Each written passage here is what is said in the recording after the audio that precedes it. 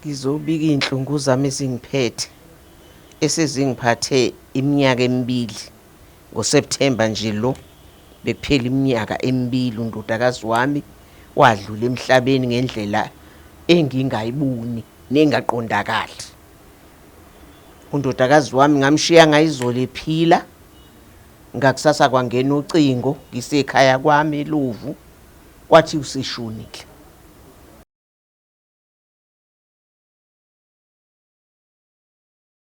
South Africa siyabingelela kuphi nakuphi lapha nikhona nibe uMduduza Mkhwanazi sinibela sivela kunhlangano Ithuleleni Organization sinibela namhlanje ngomhla ka-23 December 2024 njengoba ngeke ngasho nje ukuthi ayigcwele indlu la ngiphume nje ngisho ekhaya bengibezile bethi-ke abahambi balaba bafuna uthuleleni noma sesivalile. Sinentombi endala-ke la enzala abantu ugogo oze ngosizi kanza kwethu olubuhlungu usizi le-GBV-ke esibhekene nayo la eSouth Africa. Kodwa ngiyacela South Africa simlalelisise sonke ugogo, sicoshe singakwazi ukuthi sikuhlafune nesingakwazi ukuthi-ke sikuphose kuyena ugogo kwembono eyakhayo ukuze akwazi ukuthi ugogo alapheke nokuthi akwazi ukuthola usizo kulokhu azobe ezokuchaza. Gogo ngiyakubingelela ma. Ngiyavuma. Siyaphila, mina ngumduduzi gogo wangiqamba kanjalo ekhaya waMkhwanazi. Gogo mabani? Ugogo Mandulo ugane kwaMalinga Kuliphi izwe? eMsinga. Yebo ntombi endala. Gogo nakho sozowafika kaThuleleni. Wenze njani ntombi endala? Ngizobika iy'nhlungu zami ezingiphethe esezingiphathe iminyaka emibili. NgoSepthemba nje lo bekuphela iminyaka emibili undodakazi wami wadlula emhlabeni ngendlela engingayiboni nengaqondakali. Undodakazi wami ngamshiya ngayizolo ephila, ngakusasa kwangena ucingo ngisekhaya kwami eLovu kwathi useshonile. Uma ngiphuthuma khona ngathola ukuthi ulele ngaphandle kumuzi, ngaphandle kwendlu ngenzansi. Sekukhona amaphoyisa angisakwazi ukusondela kuyena. Ngangethemba ukuthi ke konke kuzoqonda ngoba sekukhona amaphoyisa kuyena. Yeah. Kodwa savula istatement eMalvane enkantolo yakhona. Akuzange iqhubeke lutho. Angizange ngithole imiyalezo ukuthi kwenzekeni kundodakazi. Ngisho kwi-postmortem eyohlinzwa ke ngoba umuntu uyahlinzwa mangabe eshone ngengozi noma eshone ngani. Kodwa kuyena kwatholakala amanxeba amabili la entanyeni nala ohlangothini la ngasenhlizweni. Angutholanga umyalezo, ngathula ngilindile ukuthi ngizotshela ukuthi yini emibulele. Angitshelwanga nokuthi bekwenze njani azatholakala esefile. Okwangixakana kakhulu ngisho unina zala ngamfica engekho ngisho ekhaya, wagqoka wahamba wayesontweni wayishiya ingane yami ilele ngaphandle ngenzansi kwendlu yayo. Waze wafika ntambama. Konke lokho kwangiphatha kabuhlungu, ngaba nemibuzo engaphenduleki kuze kube namhlanje ngiyazibuza ukuthi kwakwenzekeni, ngangingatshelwa ngani uma ngabe kwakukhona inkinga noma kwakukhona okwakonakele. Ngakho-ke njengoba ngila ngibona sekuqhubeka isikhathi umntanami ehambile emhlabeni kungenzeki lutho. Ngizibuza ukuthi inkuku noma ikati noma kwakuyinja leyayileli lapha, ngoba kwakuwumuntu lo yephila kodwa sengasekho eduze kwethu singasazi isizathu. Kuzanyiwe-ke ukutholakala abaseshi, bafike ekhaya bawusebenza umsebenzi. Kwahamba kwathula kwathi du. Njengoba sengize ngazofika la ngizocela usizo emphakathini owakhele la eSouth Africa. Kuzo zonke inhlanga ezingangipha usizo, ngiyacela ningisize bakithi. Ngiyawufuna umphumela wengane yami futhi ngiyafuna umbulala boshwe ngiyafuna ubulungiswa benzeke ngondodakazi wami ngoba wayengenacala namuntu. Uma ngabe wayinecala kwafanele ngibikelwe njengomzali wakhe, kodwa ngizange ngibikelwe lutho. Okungiphatha kabuhlungu ke futhi kwesibili, sekuhambe kwaze kwafika la ekuthenini umuzi wami usufuna ukudliwa manje. Udliwa umuntu wafika wazongitshela wathi ngizobiza abakamasipala bazovaluate lo muzi kanye nommeli wami. Akangenanga ngisho endlini, wavele wagagama nje emnyango wasedining room wakhuluma lokho umbona ukuthi ufuthile. Waphindela emotweni wangena wasuka wahamba. Umuntu enimaziyo lo, umuntu engamazi. Umuntu engimaziyo. Uhlangana naphi nomuzi wakho? Uyena umkhwenyana wendodakazi ashade nayo. Oh, okay. Sisalile gogo phela ubusachaza nami ngikunikeza ithuba lokuthi uchaze. Oh, undodakazi ubeshadile. Ubeshadile kodwa engakhele umuzi elufu. Oh, undodakazi washada. Emshadweni benazi ingane. Unazi ingane ezimbili. Okay. Wena ubazala bangaki noma uyedwa kuphela ndodakazi? Bathathu. Obasakhona abanye? Ababili bakhona, umfana nentombazana. Yena ubemdala kunalaba. Okay. Ubesebenza ndodakazi? Ube uthisha eClearwater. Okay. Ushadile kwaba? Ushadile kwaDlomo eMpumbulu. Okay. Oh, wayesekwakhela umuzi. Wayesengakhela umuzi. Okay, umuzi wawufaka egameni likabani? Umuzi wawusesegameni lakhe ngoba ubengakashadi ngenkathi engakhela wona. Yebo. Ububiza isibungu sakhe. Yebo. Yebo. Ushone sathi usazama ukuthi awushintshe ungene ngaphansi kwegama lami nesibungu sami. Awukazi uhlala omunye umuntu? Cha. Okay. Oh, abazukulu bakho bakubo? Bahlala emzini wakho nini. Okay. Oh, no baba. Yebo. Kwathiwa kwangeni kwakweni igebengu nakho uthi awazi phela yini babe kunegebengu labantu ezangena endlini mhlambe aqekezwanga akwenzekanga lutho. Akungenanga sigebengu, akufanga winda, akufanga sicapha. Amanxeba wana ukudutshulwa noma mhlambe awugwazwa? Ukugwazwa. Sangatholakala isikhala? Angitshelwanga ukuthi satholakala yini isikhali. Kodwa ngenzwa bethi ngesikhathi ebonwa nayi ingane yakhe yomfana wayengawuphethe uMessi. Mase kufike amaphoyisa wayesebanjiswe uMessi kanje elele. O ekhaya la emzini uhlala nomamezala wakwakhe noma mhlambe banomuzi abeceleni bona? Ngizokhuluma ngomamezala umlingani wakho uthi waphuma uhamba esontweni. Uhlala eBackroom mamezala. Bona bahlala la endlini enkulu. Okay. Umkhwenyana nomakoti wakhe nezingane zabembili. Yebo. Yebo. Umamezala wayesezweni khona isidumbu egcekeni noma? Yebo. Waqhubeka kodwa wayesontweni? Isiqiniseko selokho khona ukuthi ngempela uyaqinisekisa ukuthi wafika wangitshela wasitshela thina esasesikhona sonke phela makushoniwe sosekhona abantu abaningi. Yebo. Wathini? Wathi ndodana ngigqoke ngihambe ngiyisontweni akuyona indaba yami. Uthi kusho undodana? Waqoka ke wahamba yena. Kangangoba wabuyiswa abasesontweni lakhe bathi uzokwenzani lana wena ushiya isidumbu egcekeni kwakho na. Bafika futhi nami bangitshela bathi hayi mama silethe umama lo esehlweni esehlile. Oh. Okay, go. Okay, mana ngifake kamera. Thank. Oh, ifoni yakho gogo la. Oh. Ivale tobenda. Icishe. Ma.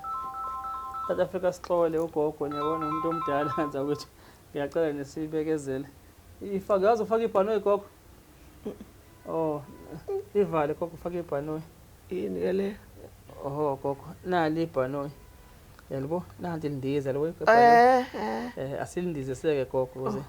Yabona masindisa ibhanoyi gogo. Hayi. Ibhanoyi lizondiza gogo. Lokuthi ke kungabikho umuntu okuphazamisayo kuze kuphele inkulumo. Ungikhumbuzele. Oh. Sihlalise phansi ibhanoyi bese siqeda inkulumo phela ungaze ufike ekhaya lokhu lindize njalo ibhanoyi nalo Akekho ngimkweletayo mina. nali ibhanoyi liyandiza ke manje. Oh. Ifoni yakhe isebhanoyi elindizayo. Ngibeke la Ntombendana. Yeah. Okay gogo. South Africa isinalo udaba simo se-GBV but ngiba ngithende ngicabanga ukuthi nani nizoyizwa inkulumo gogo eza nayo nani nicoshe nicoshayo mhlambe nikwazi ukuthi nisilele nakuma comment nokuthi ugogo ke wethu from here ngempela ukuze kukwazi ukuthi ke athole usizo umuntu mhlawumbe nangu sefikile uze la kuthina kathweleni uzobika ngenhlungu emphethe ngaphakathi ndoba esho ukuthi indodakazi wakhe wathwala lebulewe bunjani ubudlelwane gogo bakho nabasemzini nabazukulu bakho njengamanje? Abasemzini nginobudlelwane obuhle nabo. Yebo. Uye umnikazi kaNdodakazi noMamezala akazange ngifonele ngisho ungifonela uMamezala seleke sahlukana ngiqeda ukubeka ingane yami phansi. Azange ngifonele ngisho. Wona usukamfonela? Cha, angaze ngimfonele. Umkhwana wakho yena usukamfonela wena? Yena wangifonela ngitshela ukuthi uzokwenza umsebenzi wengane yami. Yebo. Osewenze umsebenzi? Usewenzile. Nahamba nani? Cha, angihambanga mina kwahamba izingane zodwa ngoba kufanele ziyongamela abazukulu babone ukuthi omalume bakhona silahliwe kwamalungu. Yebo. Yebo. Bayavakasha abazukulu ekhaya? Bayavakasha. Sizwana. Nje konke abakubika kumina ngiyakwazi ukuthi khona ukwenza ngalawo mandla enginawo ukwenza. Nakuba ke nabo bengalahliwe uyise nabo uyabanika lokho abanika kona nami bekhala nami ngiyabanika lokho abakufunayo kimi. Bangana nabazukulu? Oqala uno18 ushona unina eno16. Oh yeah. Owesibili una16 ushona unina eno14. Oh sebehlaniphile ukuthi njalo ngibuza ngoba ngizokhona ephathi oyiphathile uthi yena wabonwa oyedwa wabo elele lapha noma wabo wagijima phela umzukulu omdala umfana. Yeah. Wayombona wabona ukuthi ubaba wakhe nje ubekhala njena ukhalela mayegijima wakhala ubaba mayegijima ethawu nangu umama utholulele ukhale kephi ubaba kuthiwa wayekhala ngaze segarage bese usithela ngale nangu indodakazi leli lapha phansi. Oh ekhala shwe wona ukwazi wakhe sethule lapha? Yebo. Sebulawa yigebengu lapha. Kusho khona phethe sebulawa yigebengu lezazaziyo yena. Kodwa engazange ingene endlini ongazange iqhekezwe. Ongazange kwenzeke lutho ngoba namhlanje akukho lutho olonakele khona. Uthi indodana umzukulu wamfice ngawuphethe ummesa okuqala. Yebo. Kodwa kwisigcina wamfica esewulengisile kanje ummesa. Ubambile. Uthi wami umbuza umuntu uyibulala kanjani ayigwazela amanxeba amabili bese yigwazala. Amanxeba amathathu. Ayimathatha amanxeba. Yebo. Le postmortem report uzawukayithola wena? Angaze ngiyithole. Mhlawumbe phela bangenza ukuthi abayithola bona basemzini labasegawela khona. Bona abasemzini abayithola ngabe bezongitshela phela. Ngoba banabo ubudlelwane nami. Ukuzwelana nami. Okay, ngizwa lelo ukuthi njalo uthi uthi umkhonyana nisafonelana naye nomlingani wakho. Vele phela i-postmortem report abantu abazobizwa ukuthi abazoyithola ulo umkhwenyana lo gane. Yebo. Osho lo nkosikazi wakhe. Yebo. Mhlawumbe ngenzeka ngalinganisa ngisho njalo mhlawumbe ngenzeka ukuthi bona sebeyitsheliwe bayithola ukuthi wena vele phela usukude ngoba phela indodakazi sana ekhipha vele nayiganisa ngala. Ukamseshi wecala usukwambona umseshi. Yebo phethe icala. Yebo sengeke ngambona. Wathini wathi i-postmortem akabuye report? Cha babengakayibuyi. Abakayithuli. Okay usho ukuthi nabo abakayithuli lapha se. Bathena nje kumina abakayithuli. Okay. Nakuba ke yona ikhona. Bakhona abayazi ukuthi kuphi. Yini ko? I-report ye-postmortem. Isepitoli phela ngiphela ngithi uhlola ipitoli eDumba. Uma ngabe isepitoli ke itholakala kanjani kumseshi wecala uyithola kanjani yena? Oh usethwele umseshi wecala? Cha akakangitshethi useyitholile. Oh phela ngithi odokotela abahlinzayo. Yebo. Yes. Yibona abagcwalisa lama forms akhona la usho ukuthi umuntu yini ebeyimbangela ukuthi ashone kwakhe. Yebo. Angiyazi ke iphose elandela mhlawumbe ukuze bayikhiphe ke ngokusemthethweni ukuthi singanikezwa ke umseshi ngoba vele umuntu ofuneka anikezwe wona umseshi. Okay. Wecala. Umseshi ke bese ke mhlawumbe eyiletha ke kulabo abasuke beyidinga ukuthi bayazi. Ngoba nakhona phela kuye kube kuthiwa lapha kunencindezi lapha abaningi abantu abangahlinziyo kudingala kuthiwa wona ama reports lawo. Ngoba mawuthola khona ngisho abahamba ngekhukhula namanje ngakabuye ngisho ama report okufa kwabo. Yeah. Iyona uphinde kuzoba nalokho uhla kuthiwa ama DNA test lapha nje phela sazi kwenzakalani lapha. Yeah. Kuningi. Ikamnyama ongenafu lapho le into Okay, okudinga njengamanje kokho njengoba uze kuthina la kaThweleni ikuphi ufanele sikusize ngakho? Nezwe. Ngifisa ningisize ngokuthi izwe lazi abomthetho bangisiza ukuthi abanjwe umuntu owenze lento. Akahlaselwa ngazigebengu umuntu. Ngifuna abanjwe. I-case number now. Case number. Icala.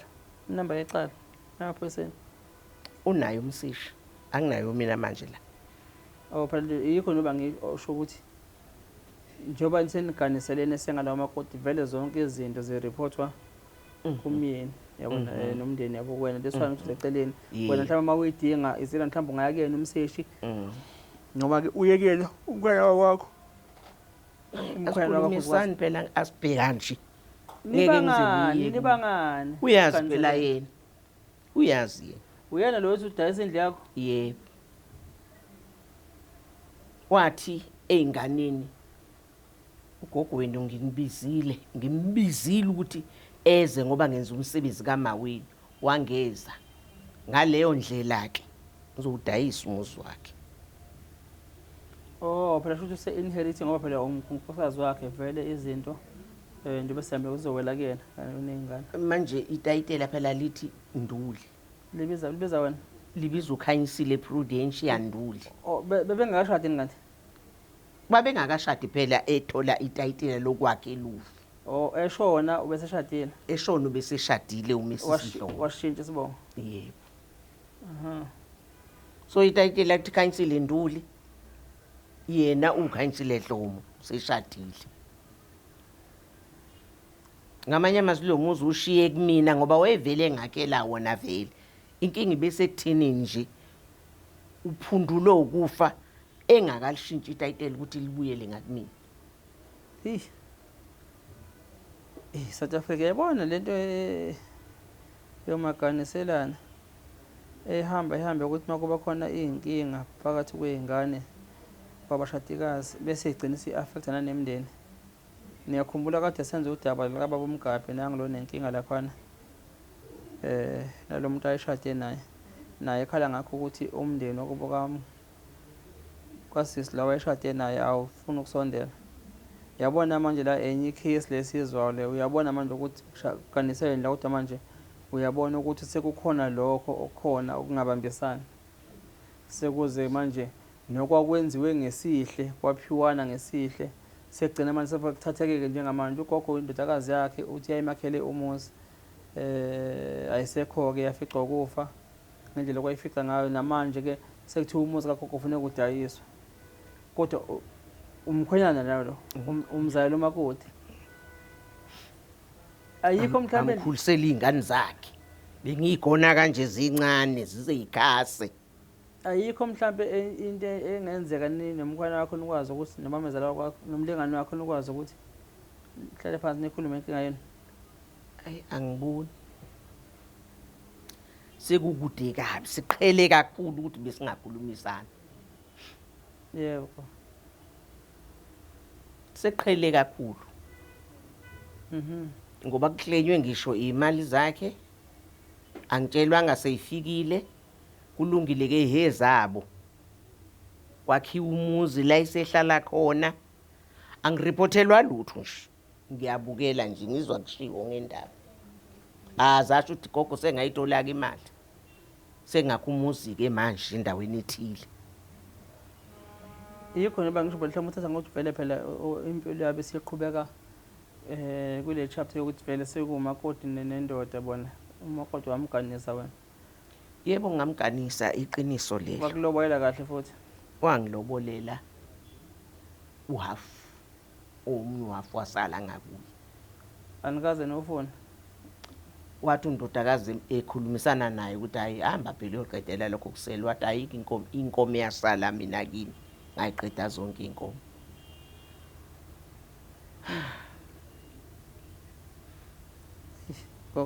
Okay. Njengamanje ukhala ukuthi ke ufisa ukuthola iclosure ukuthi kwenzakalana nokushona kwengane yakho. Yebo. Ngifisa ukuthola lokho. Okay, ngizocela gogo uzizamele i-case number usiphe mhlambe ke sikwazi ukuthi sikulele ekutheni mhlawumbe ukuthi ukwazi ukuxhumana nomseshi kutholakala ukuthi awufaka ngokwe-investigation. But ke kulokhu ke ukuthi ningazwani nabasemzini wendodakazi yakho ngimncane kakhulu entweni ezinjengalezo, but ngicabanga mhlawumbe ukuthi imindeni ningakwazi ukuthi ifunane itholane, ningakwazi ukuthola ithola nihlale phansi nibuyisane. Kahle kahle ngane yami ukuchaza nje uqondile. Abasemzini abakadlo asinanxa nabo abananxa nathi. Nangu umaqondana nonina wakhe. Phela labo ingxenye Ilo mndini nke loyo. Ibona impela vele nikansena nabo ufuna nithwane nabo. Yabo. Kuyeka ama extended family ngicabanga ukuthi iwona okhuluma ngawo. Yebo. Ukuthi ukwanda kwemndeni. Yebo. But nabo abantu okufuneka nifunane nabo nithwane nabo ngokuganisana kwenu. Angiboni kuzokwenzeka. Oh. Angiboni futhi angifisi. Hawu. Futhi angicabangi nokuthi la ihambe khona amahlangana ngabhekwana noma kubukwana. Ngoba lento eyenzika iubunuku. Umuntu uhleli naye endlini ekuphakela ukudla kwenzele ukuthi uma ugula kutata kunabukise akuyise esibhedlela akuthatha kubuyisa kuhlalisa emzini wakhe atholakala sefili lapha. Wena ungasho lutho ungaphefumuli lutho ungakhulumi lutho nanonina ukuthi awumlingana ke sihlangane sixoxe. Ngeke vele futhi noma ngithi asihlangane sixoxe sesisithi isikhathi ngoba bayazi bona ukuthi kwenzakalani.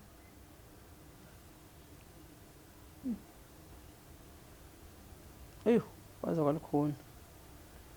Indaba zothando. Kodwa ke sithemba siyozwa kumseshi mhlambe ngokophenyo labo ukuthi kwenzakalani mabephenya bona ma. Ngabe igebengu noma mhlambe kangangoba kwa nabaseshi labo bebengavunyelwa bangene ekhaya. Bebemiswa ngaphandle kwesango. Bevinjwe kwakho Kwakhe ndodakazi. aha. Bebevinjwa ngaphandle kwesango kwakho ndodakazi. Abangangintshi. Shuthi kukhulu khona. Bayazi phela uyazi lo wayebavimba ukuthi yini ekona ekhaya angafuni yazibo. No, gogo, kulungile ngicela ukuthi sihlehle sithole case number sizame mhlawumbe ukuthi sikulele mhlawumbe ukuthi sithole umseshi wakho uthi ubani. Ezokwazi ukuthi azokuphendula ukuthi qhubekelani ngecase yokushona kwendodakazi yakho bana unelungelo phela ukuthi uze ukuthi umntana wakho ukuthi uphenyo lakhe lokubulawa kwakhe noma ukushona kwakhe. Ngingathi ukubulawa ngathi mhlawumbe khona sekukhona ukushona kwakhe. Lizosho ukuthi kwenzakalani bese beyakutshela ukuthi nakho la sesikhona ukuze nawe mhlawumbe ukwazi ukuthola ukuphefumula. Yebo. Kulokhu komndeni ngiyathandaza ngathi ningakwazi ukuthola indlela engakwazi ukuthi nibuyisane ngayo. Nifuna nenithwane ngoba phela kunanezingane phakathi la. Izingane ziyamdinga ngokwazo ziyadinga ukuthi ivashane sekhaya konini. Uma ukuthi akusekunaleyo distance uyayibona nje inkulu futhi ngangoba nje angasele ngashiya ngalilulanga. Sami ngibaba ngayizolo savuka saklina nondodakazi wami omncane. Saklina sawashe sikwashayo. Sahamba. Agcina ngalilulanga ke. Ungena khona mina qobo lwami ngagcina ngalilulanga nje. Angifisi nje nokubhekisa umbombo wami ngakhona. nakhelene. Cha, ngikude kakhulu mina ngile emanzi imtuti eluvu. Okay. Bona bala eMilvan. Prior to i-funeral gogo.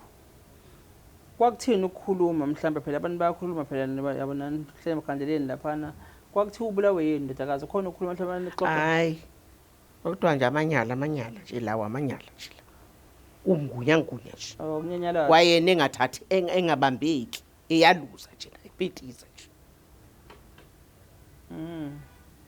no kulungile ntombi endala ngixoxe nje makade ufikile la ngiyazi nabantu bakashukela ngicela sivale la gogo usiphe ithuba nathi sesilehle sizoke sibathinte abangaphezulu la esiphoyiseni ukuthi ake mhlambe bathinte awuyibona abaqondene le case yakho bese beyakubiza ke nawe bezomtshela ukuthi kwenzakalani ngecase yomntwana wakho yebo ma ngiyabonga kakhulu manje ngilitholile lelo thuba lokukhuluma nokuthi bangizwele ngiyabonga kakhulu South Africa sicela ukuthi sime la sanezile kudaba likagogo ish ubhlungu umuntu esimama sedendizile kanjalo eshonile abone naye ingane ngicabanga mhlawumbe naleyo ngane yakhe inesine sithombe nazo mhlawumbe kuyayihamba ke phela icounseling ngoba lokho kuyilimaza khula konjalo ukuthi iyabona uma wayo lele lapha nomzimba wakhe osu lifeless singasifisela umntwana isimo esinjengaleso but ke lethupha ukuthi ama-answers ugogo uzokwazi ukuthi awathole siyabonga South Africa silahle emakhaya